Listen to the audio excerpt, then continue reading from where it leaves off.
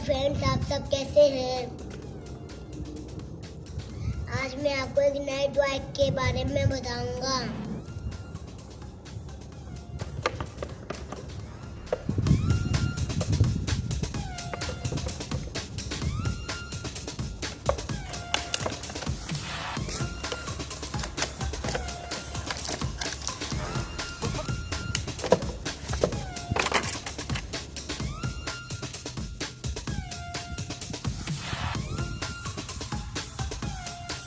इसका हेड है, ये इसके हैंड्स हैं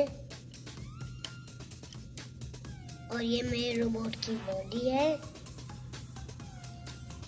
और ये मेरे रोबोट की लेग्स हैं और मेरे रोबोट की लेग्स के नीचे टायर्स भी लगे हुए हैं। मेरे रोबोट के टायर्स हैं, इसलिए मेरा रोबोट चल भी सकता है। तो अभी चला के दिखाता हूँ।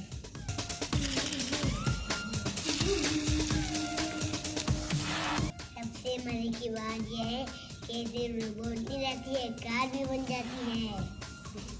देखें, मैं इसको ऐसे बंद कर रहा हूँ और मैं इसके हैंड्स ऐसे बंद कर रहा हूँ।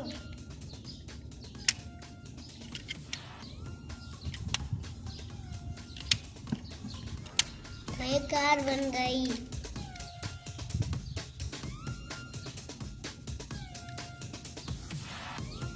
आपको कार चला के भी दिखा देता